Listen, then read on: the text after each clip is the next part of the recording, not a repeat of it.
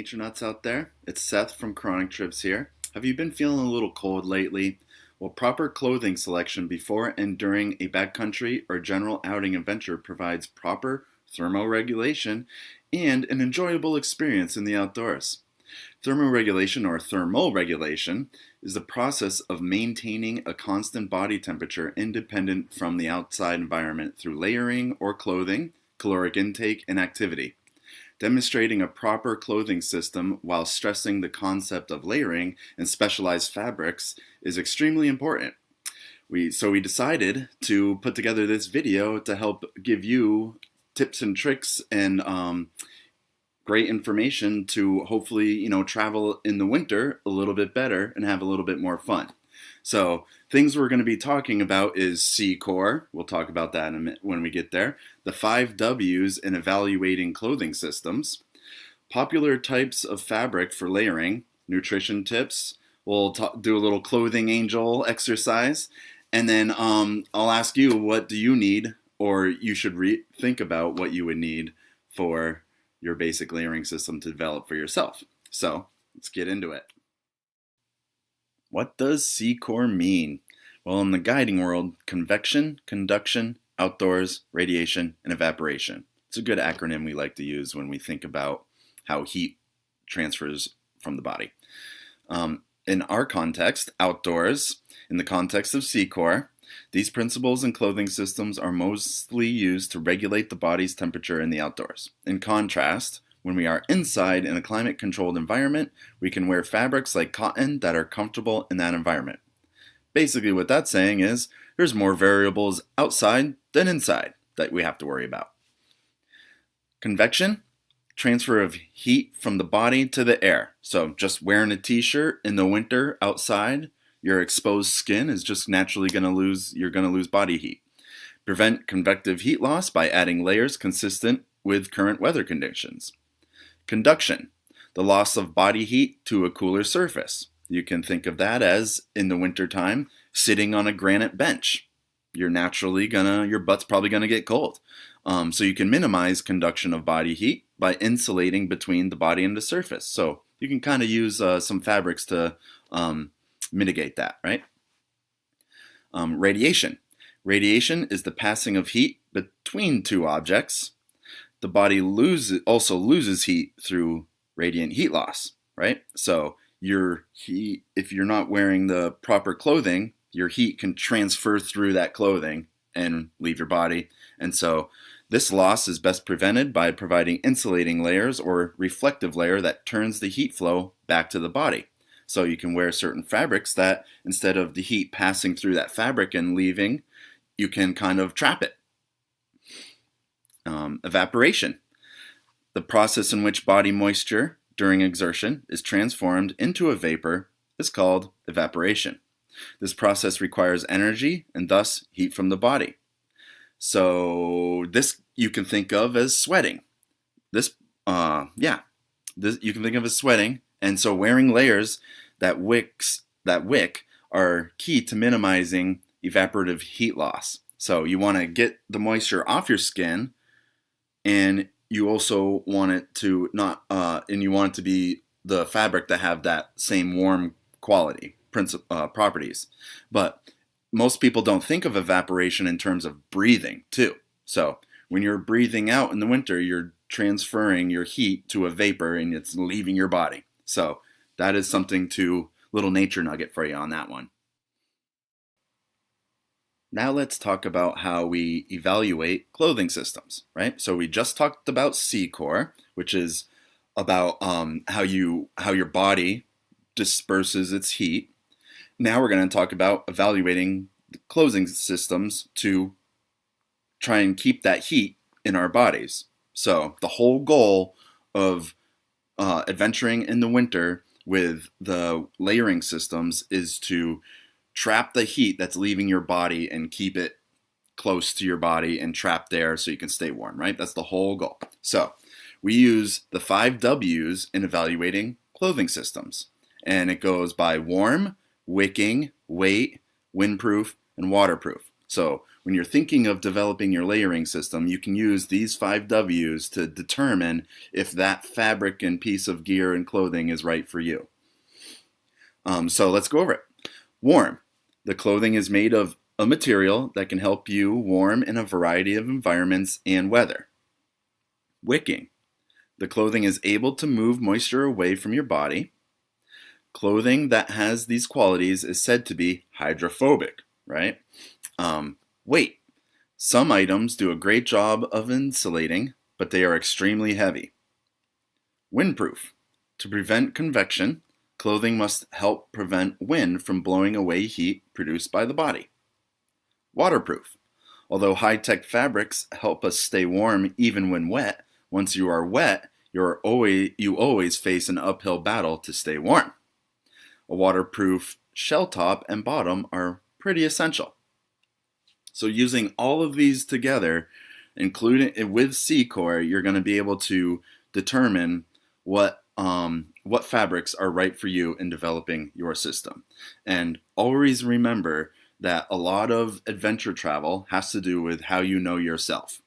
If you know that your body runs hot, you can use the 5 Ws and CCORE to help determine certain fabrics and certain pieces of gear, because you don't necessarily want to overkill if you're already a hot person. But if you're a cold person, right, it goes the opposite direction, where you want to have an idea of how to trap the heat and keep it all right there, and have certain fabrics that layer on top of that to keep you dry, warm, and manage the sweat and evaporation stuff, right? So on one side, if you're a hot person, this will help you. If you're a cold person, this will help you.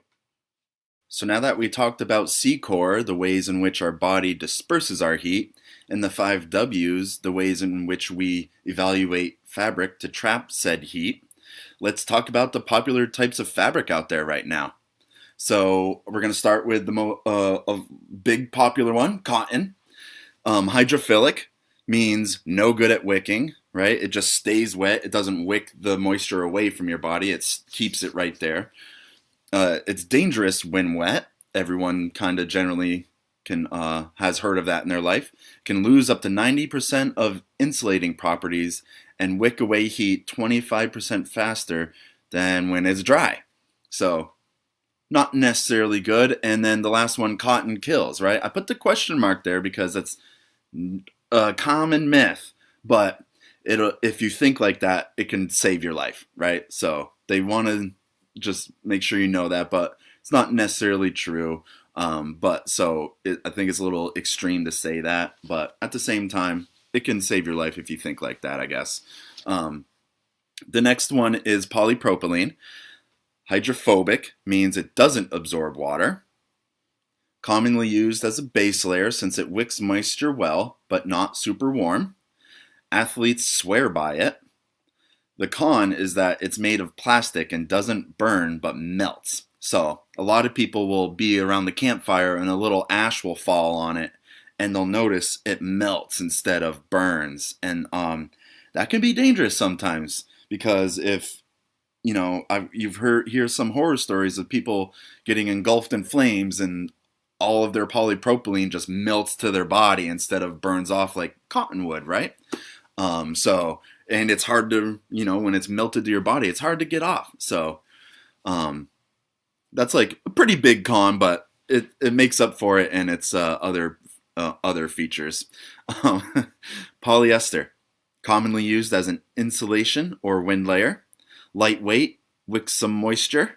Cons are, again, it's made from plastic, so these polypropylene, polyester are not very sustainable to the environment. Nylon, a tough fabric and commonly used as a hard shell layer, a windbreaker, if you will. Absorbs little moisture and evaporates quickly if it does. Most ponchos are made of nylon, and it's a very popular piece of gear out there. Windbreaker or raincoat, you can be sure that's like the waterproof layer of the W's, right? The other popular types of fabric we got here are wool, arguably the best or second best fabric for its amazing thermal and wicking properties. Commonly used as base or insulation layer, stays warm when wet, and flame retardant and favored for emergency situations. So, wool is one of the best out there, for sure. Silk, all climate and arguably toughest of all fabric, outperforms other fabrics in both summer and winter conditions, commonly used for base or insulation layer, highly absorbent, dries quickly, resists soils, and resists odors. So, most people don't think of silk when you think of outdoor adventure gear, but it is one of those fabrics that is fantastic. It can keep you dry, keep you warm, resists odors a little bit, strong, lightweight. It's yeah, like it says, it outperforms other fabrics in both summer and winter conditions. Down, nature's ultimate insulator, commonly used as insulation or outer layer. Technology has come far in the down industry and requires most maintenance of all listed fabrics. That is very true. It requires most maintenance of all listed fabrics, but I gotta say it's probably my favorite fabric because regardless if it requires the most maintenance, if you do the maintenance, you'll have years and years and years of warm, fun adventures. So today more than ever, we have an abundance of options in all kinds of traditional and high-tech fabrics to help us enjoy the outdoors. Be prepared for any weather and any emergency by knowing your fabrics, and you'll certainly have a good time. And remember, spider silk is coming down the road. They're actually starting to make garments with that. And hemp is going to be a big thing in the future too, getting all these fabrics back online. And so once those things actually start being more commercial, we will come back and update this lesson with those fabrics and that information. Okay, let's talk nutrition. When it comes to winter, it is essential to keep an even closer eye on your diet to ensure not only overall health, but a more enjoyable winter season. And below are a few bits of information about the thermal qualities of carbs, fats, and proteins. You know, our stomach and our metabolism can work as a fantastic furnace to help us manage our heat in winter. And with proper nutrition and remembering our 5 Ws and picking our gear properly and understanding how CCORE works and how our body thermoregulates, you can have a fantastic time and camp as long as you need in Arctic conditions, you know? So let's go over this a little bit. Carbohydrates, like oats and quinoa, couscous, etc., is the most important source of energy. It's readily digestible, and second best in terms of thermal generation and maintenance. Fats, cheese, nuts, peanut butter, etc., second most important source of energy after carbohydrates. Energy from fats is more efficient and doubles the amount of energy from an equivalent amount of carbs. Best in terms of thermal generation and maintenance. Proteins, like broccoli, avocado, eggs, lentils, nuts, meats, etc., makes up 50% of dry mass, yields least amount of energy, and worst in terms of overall thermal generation and maintenance.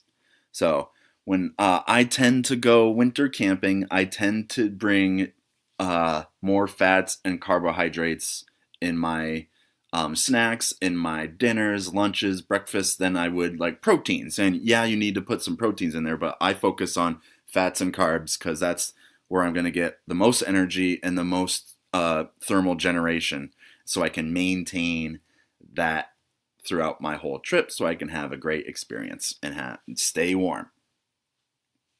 So that's a little bit of the tidbits on some nutrition. And if you just keep these 3 basic principles in mind and develop a nice little plan for yourself, for whether it's on a day trip, overnight, a weekend, or a week long, however, you can utilize this to pick your favorite foods that have the best in terms of thermal generation and energy, right? So next up, let's do a little a clothing angel exercise, huh? Now, utilizing all the information about CCORE, the 5 Ws, and all the popular types of clothing, it's good practice when you go out to travel or to adventure in the winter for any day trip, for any overnight trip, for any weekend trip, for any week-long trip or longer, to practice making clothing angels. And clothing angels are simply just laying out your gear in the layers that we discussed and just choosing the proper gear for your trip under the conditions, knowing yourself, and everything we just talked about. So it's a good idea to remember that you want the foundation layer, you want the mid layer, and the outer shell, and then work on the extremities, right? So I tend to work outside in when I do my clothing angel. I lay down my hard shell layer, I lay down my insulation layer inside of that, I put my wind layer inside of that, and then I put my base layer inside of that. And sometimes pieces of gear can double up. You know, like I have an insulation and a wind layer as one piece of gear. So I'll make my own clothing angel and go over it and show you exactly how I do mine and the perfect setup for a day trip, an overnight trip, a weekend trip, or a week-long trip. I got a good setup for that. So I'll show you right now. Right now, I'll take you through my clothing angel, which is the ideal setup for a day trip, an overnight trip, or a weekend trip. I think going for a week-long trip, you need to up the ante on the legs, and you'll see that in a second. So, as you can tell, setting up your clothing angel gives you style points for how you set it up and what gear you choose, as long as you keep in mind the 5 W's. So we'll start from the inside out.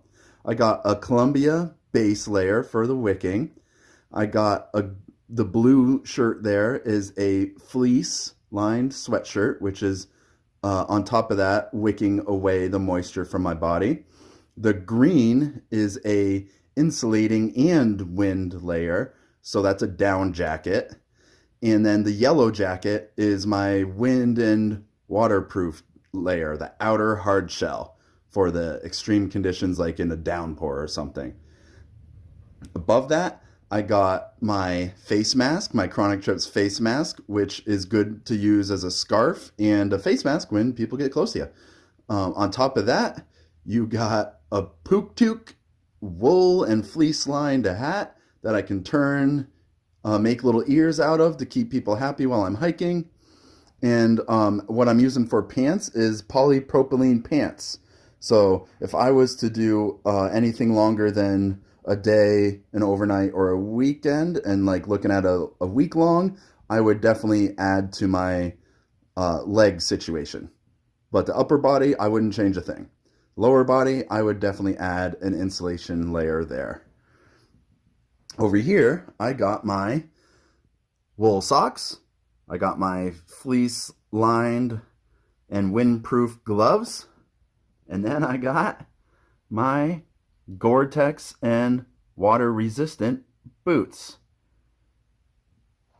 And this is the ideal setup for a winter trip, maybe a day long, maybe a weekend, maybe an overnighter. This will keep you nice, dry, and comfortable. What does yours look like? All right, Nature Nuts, thank you all for being here. We hope you found a lot of valuable information in this video. And remember, as long as you understand the CCORE principles, the 5 W's, the popular types of fabric, proper nutrition, and using clothing angels as a good practice to make sure your systems and layering systems are in check, you're gonna have a good time. Stay warm, friends. See you on the next video.